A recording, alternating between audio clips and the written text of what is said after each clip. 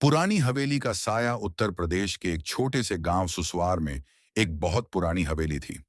लोग कहते थे कि वहां रात को किसी औरत के रोने की आवाज आती है। गांव वाले उस हवेली के पास शाम ढलने के बाद जाना तो दूर, उसका नाम लेने से भी डरते थे। गांव में राम सेवक नाम का एक 19 साल का लड़का रहता था।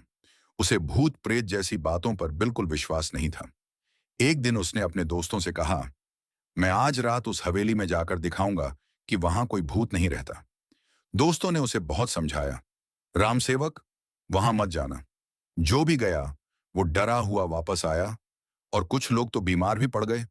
लेकिन राम सेवक नहीं माना।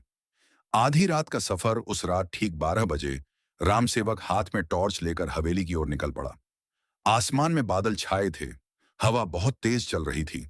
पेड़ों की टहनियां ऐसे हिल रही थीं जैसे कोई उन्हें पकड़कर झकझोर रहा हो।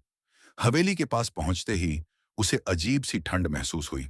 हवेली का बड़ा लकड़ी का दरवाजा आधा खुला था और हवा से छर्र छर्र की आवाज कर रहा था। राम सेवक ने हिम्मत करके अंदर कदम रखा। अंदर हर तरफ धूल जमी थी, दीवारों पर जाले थे और पुराने चित्र टेढ़े मेढ़े लटके हुए थे। तभी अचानक ऊपर वाली मंजिल से पायल की छन छन सुनाई दी। राम सेवक रुक गया।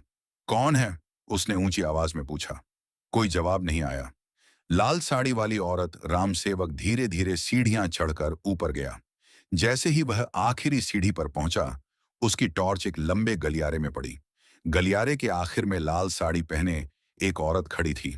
उसके लंबे काले बाल चेहरे पर बिखरे हुए थे। राम सेवक ने आवाज दी, कौन हो तुम? औरत धीरे धीरे उसकी तरफ मुड़ने लगी। जैसे ही उसका चेहरा सामने आया, राम सेवक के हाथ से टॉर्च गिर गई। उस औरत की आंखें पूरी सफेद थीं, होंठ काले पड़ चुके थे और चेहरे पर अजीब सी मुस्कान थी।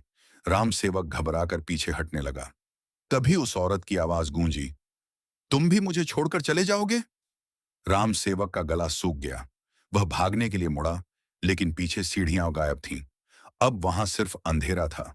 हवेली का राज अचानक चारों तरफ से फुसफुसाने की आवाजें आने लगी। भागो मत, यहीं रहो, हमें अकेला मत छोड़ो। राम सेवक बुरी तरह कांपने लगा।